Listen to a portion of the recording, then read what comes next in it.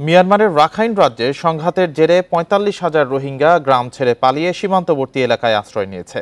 যে কোনো সময় নাফ নদী পার হয়ে তারা বাংলাদেশে অনুপ্রবেশ করতে পারে এমন আশঙ্কায় সতর্ক অবস্থানে রয়েছে বিজিপি। এদিকে আর কোনো রোহিঙ্গাকে আশ্রয় দেওয়ার বিপক্ষে সীমান্ত এলাকার বাসিন্দারা।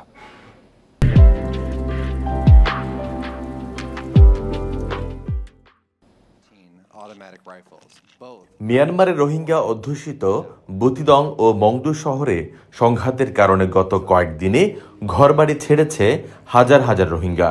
নিরাপদ আশ্রয়ে খোঁজে নাফ নদীর সীমান্ত এলাকায় অন্তত ৪৫,০০০ রোহিঙ্গা আশ্রয় নিয়েছে বলে জানা গেছে। বাংলাদেশে অনুপ্রবেশ করতে চাইলেও আইনশৃঙ্খলা বাহিনীর করা পাহারা থাকায় ঢুকতে পারছে না তারা।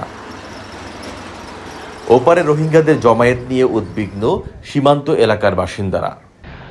ওনারা এখানে আশ্রয় নেওয়া মানে বাংলাদেশে প্রবেশ করার জন্য ওনারা চেষ্টা করতেছে, সেই জন্য আমরা এই আতঙ্কের মধ্যে আছি, বইয়া আছি। অনুপ্রবেশ করে ফেলে তাহলে আমাদের বাংলাদেশের মানুষ খুব সমস্যাতে পড়বে এবং যারা আইনশৃঙ্খলা বাহিনী ওইখানে কাজ করতেছে এরা হিমশিম খেয়ে যাবে। ওরা তো আমাদের পরিবেশটা নষ্ট করে ফেলতেছে, বিভিন্ন জায়গায় গিয়ে বিভিন্ন ধরনের আকাম কুকাম ওরা শুরু করে দিয়েছে, নারী নির্যাতন থেকে শুরু করে অপহরণ থেকে শুরু করে। স্থানীয় জনপ্রতিনিধিরা বলছেন এরই মধ্যে রোহিঙ্গাদের কারণে অনেক ক্ষতিগ্রস্ত উখিয়া ও টেকনাফের বাসিন্দারা। নতুন করে আরও অনুপ্রবেশ করলে আইনশৃঙ্খলা পরিস্থিতি অবনতির আশঙ্কা রয়েছে। এই কারণে সীমান্তে কঠোর নজরদারির তাগিদ তাদের। এখানে স্থানীয় যারা জেলে আছে তারা অভাব অনটনে আছে, আর যারা চাষাবাদ করে তারাও কিন্তু চাষাবাদ করতে পারতেছে না আপনার। তা আমি বলবো যে আপনার নীলা ইউনিয়নে 5টির মতো রোহিঙ্গা ক্যাম্প আছে। এই ক্যাম্পগুলোতে যেভাবে আপনার অপহরণ হচ্ছে, যেভাবে দ্রব্যমূল্যের দাম বেশি হচ্ছে, শ্রমবাজার কিন্তু রোহিঙ্গার দখলে।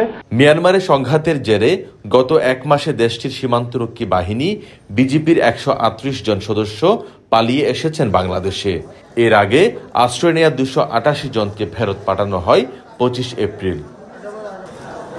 তৌফিকুল ইসলাম, ইন্ডিপেন্ডেন্ট নিউজ, কক্সবাজার।